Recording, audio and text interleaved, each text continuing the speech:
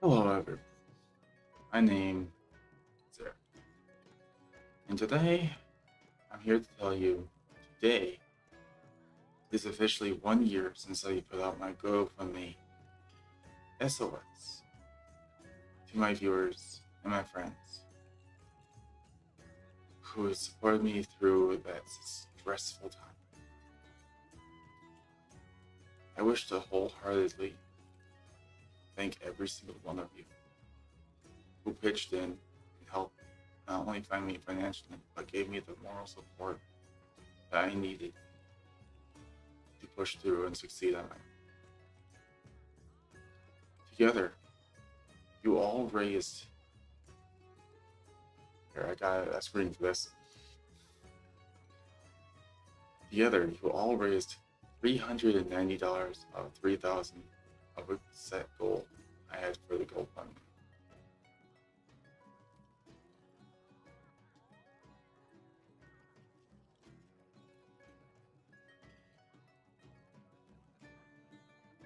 Everyone who supported me, whether it was with a donation or genuine cheers telling me that I can get out of that situation, thank you from the bottom of my heart.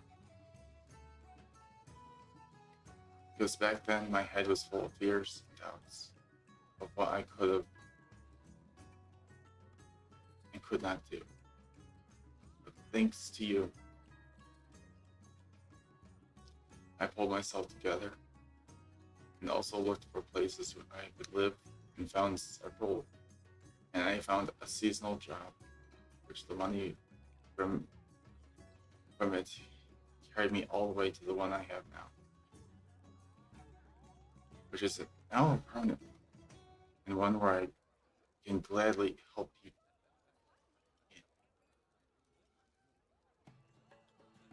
Now that the worst of it is all behind me, I think I can be more up. Now that the worst of it is all behind me, I think I can be more open about what happened.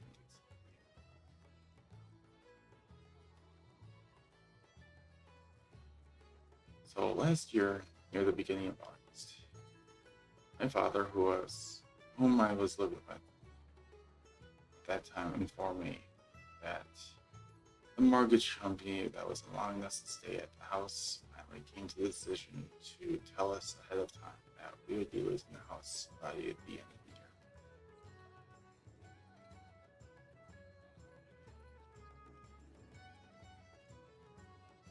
It came as a shock at first, but then again, I should have known that it was coming as my father refused to work since his job laid him off during COVID in 2020. I didn't immediately spring into action since it's a lot to take in at once. For those who do not know me, I am a man on my own agenda. Meanwhile, my father sat his PC and played Insurgency Sandstorm, as he told me he waited for a miracle.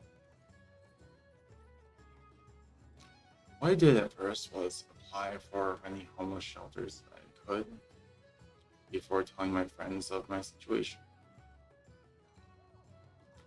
I believe it was Belgeron who suggested that I try the GoFundMe.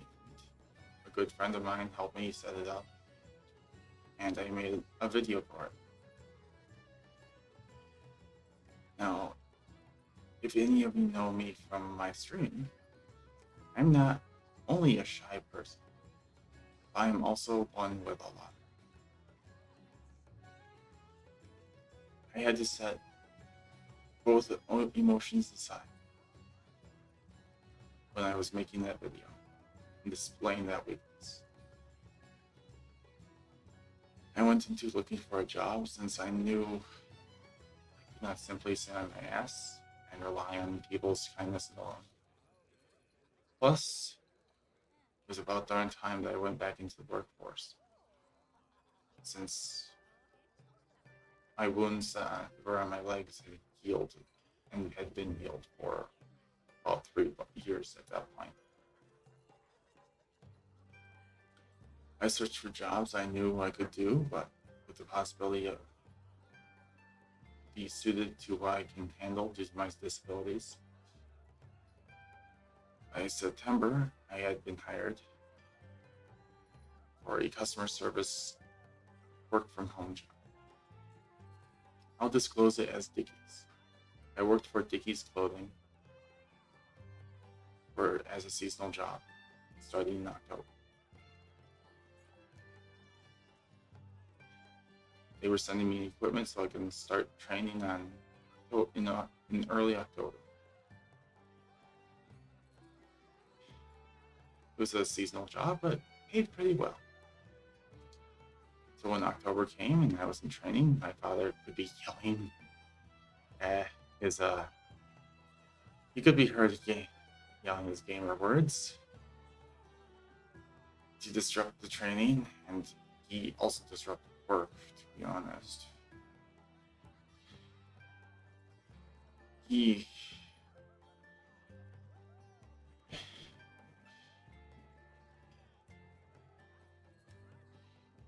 I had to basically be the responsible adult of the house and silence him because I was working from home and he should not disrupt that. He would ask why I owned the house. And I would reply with, obviously not, or you wouldn't be losing it. So yes, it was like this.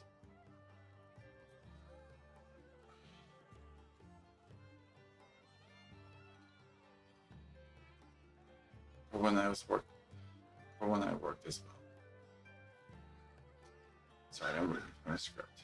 And because it's so much to remember. I knew that I would forget things. There are some things I'm going to add that aren't on the script. There might be some things I might remove on the fly.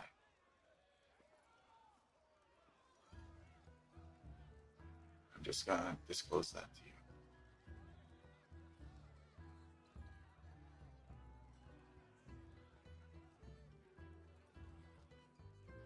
Yes, he did his stuff yes, he did. Instead of trying to find some way of preventing himself from losing the house,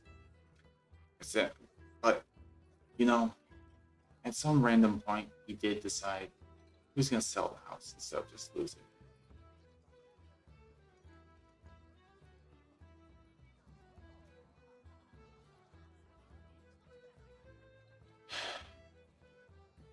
But at some random time, he also told me that I was in charge of selling his items, his personal items, and I was in charge of making the eBay account, and I'm like, what? No, I'm not doing that. You make the account, you do it yourself. And he did nothing. He fully expected me to do it, even though I told him no.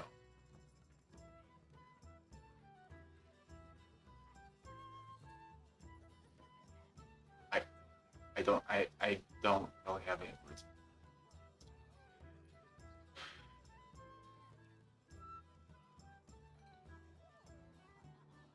So when we were selling the house, and I was either working or in training, and there were house showings. People would come into the house, they would walk around, and I'd be there doing my customer service. And then they would walk in, interrupt the call, and be like, why are you here? And I'm like, because I live here. Now, I've been to house showings myself when I was younger, much, much younger. And there weren't people in the house. So I can understand that usually people aren't in the house that lived in the house during house showings. But our situation was kind of desperate. So yeah, we'd be in the house during the house showing. It shouldn't be that weird, right?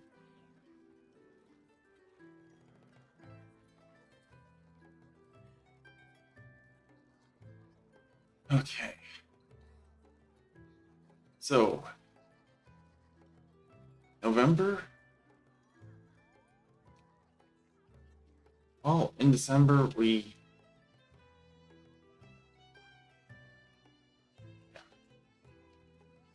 in November, we actually had a couple that were interested in the house.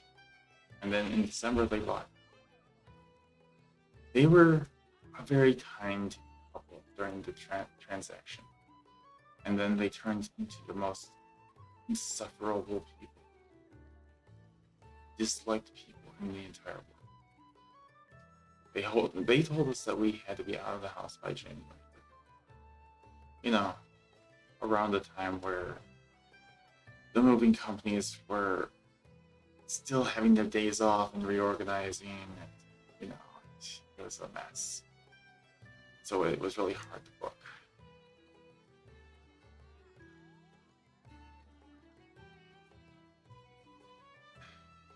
And when we asked to stay for another week so we can get a truck arranged, they replied to us,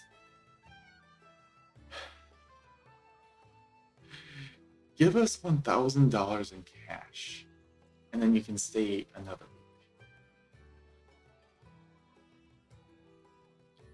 Now, by this point, I believe that they actually knew just how,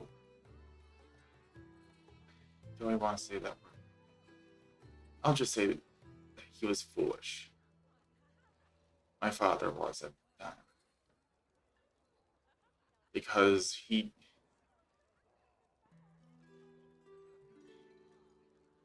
what do I want to say that? I'm fully disclosing most of it. My dad is not the brightest person in the world.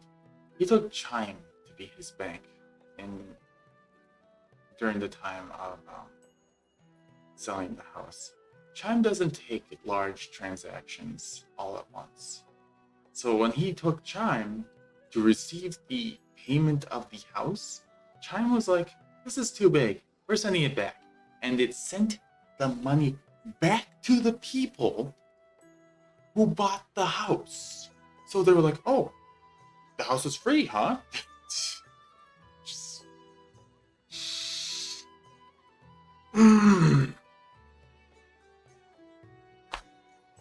Meanwhile, here I am with an actual bank. My father has told me Chime is an actual bank. It's a phone app. Is that really an actual bank?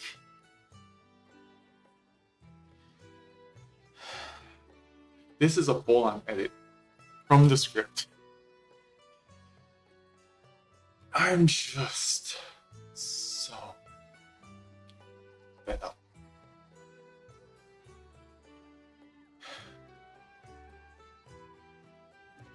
Okay. So back to the $1,000 situation. I told my good friend about it, and they said to not let my father have a single dime. Because, I don't know, I guess they somehow ran into my father and saw that he was not as trustworthy as I saw him as. Because I am a very kind person. Or at least I believe it. I was concerned at that time to even pay the old thing, and actually thinking, yeah, he'd pay me back. Right?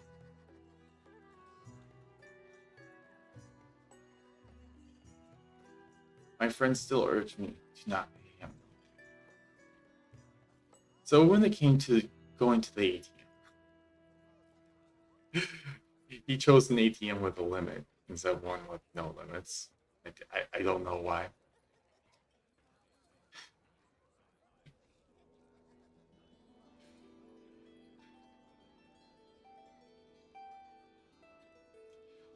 My dad had his friend drive us to it, and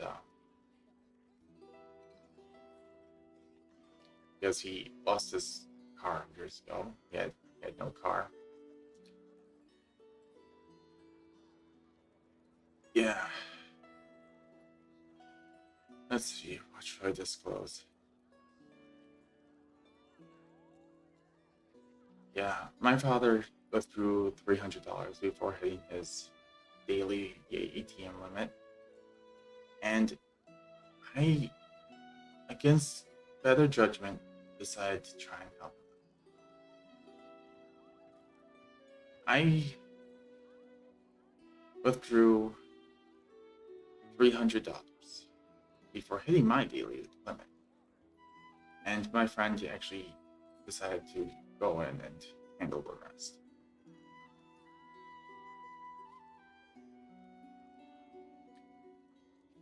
So after my dad got the $1,000 in his pocket to give to the people that we sold the house to, they gave us a ton of money, you know. I asked my father if he would pay me back.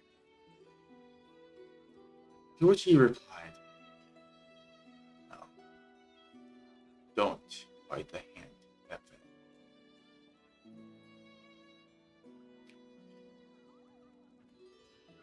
I then asked what if I had paid the full $1,000. He said that would have been awesome, but he would still not pay me back.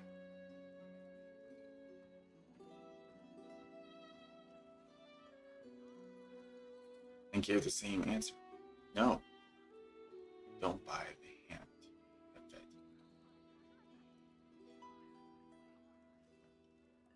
you. It was at this moment that I lost most of my faith in my father.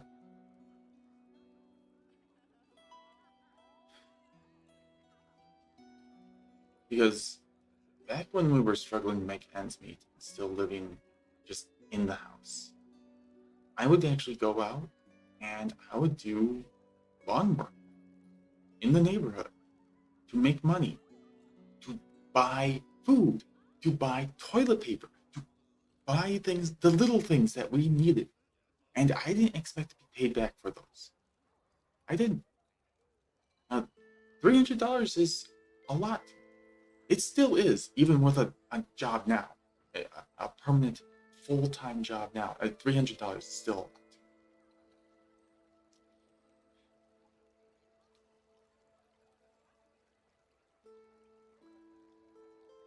I didn't expect to be paid, but the significant loan of $300 to $1,000, a simple flat no, and a stupid half-assed phrase, it wasn't gonna fly. We're skipping to the end of December. After losing my trust with my father, and with the urging of the friend who told me I should not have paid him, she still doesn't know, by the way, unless she watches this video. And she's gonna watch this video. I'm gonna send it to her and she's gonna be pissed. Oh boy. That same friend told me that I should start looking for a place of my own, since I had the money and the income. Since I was doing well at my job, and I actually had the chance of permanently being hired there. It was a seasonal job. Apparently, they gave the spots away to people who had been going there longer, repeated times seasonally, and I didn't get the job. But the money that I saved up from it carried me over to, what was it, June? I saved my money and it all the way to June, and that's when I got this job, the one I have now, Sweet Love. I am so thankful I got a job. Anyway,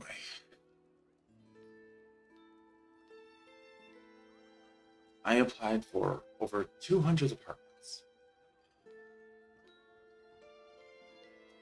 all over the state of Wisconsin where I live and have lived for most of my life. I applied for a few apartments that were across the border in bordering states like Illinois, Michigan, Minnesota, and I applied even in Arizona because my good friend who helped me with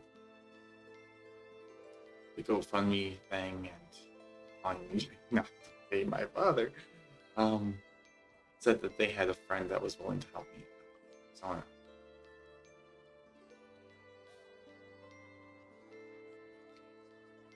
if you're wondering, my father applied to 5 apartments.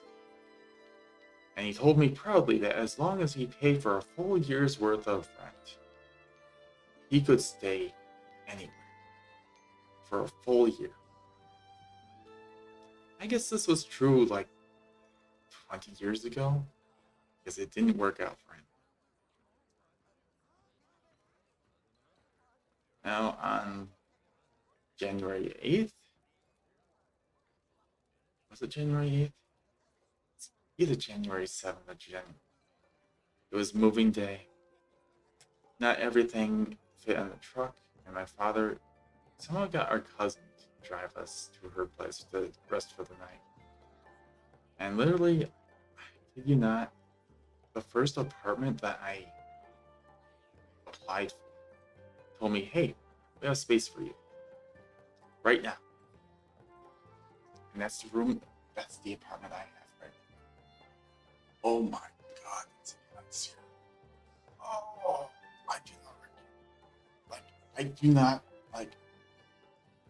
regret my decision.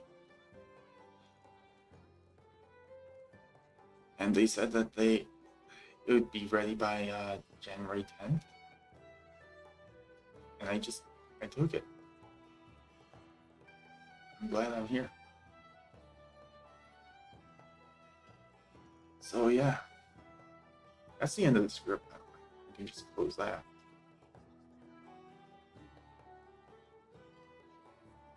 Now there are some things I may not disclose. Like, if my father didn't get an apartment, where did he decide to go? You can ask that on my stream. I stream on Twitch.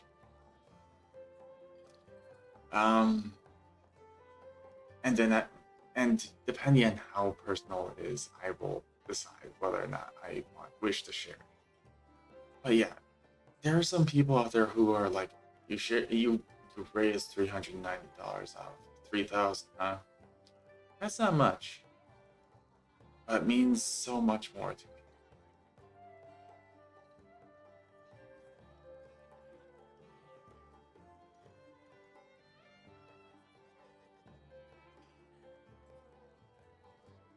I know I didn't hit the goal, but it doesn't matter to me.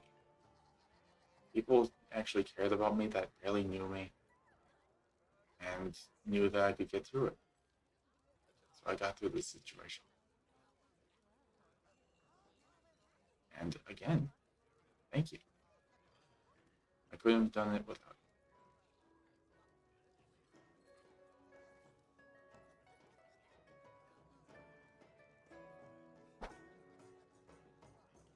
All right. Now, how do I end this video? Well, I could say that you guys could buy my best friend that shirt. We hit 1,000 followers recently, a month ago. He's a good guy. He's definitely one of the people who helped me out.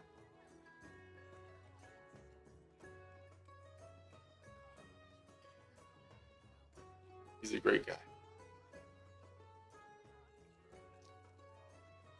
I would like to thank him too. Thank you to Matt. Thank you to Beltron. And thank you to Gracio, who helped me out greatly. Thank you all who donated. And thank you every single one of you who watched this video. Liked, favorited, shared, subbed. Thank you for watching. Zerrich out.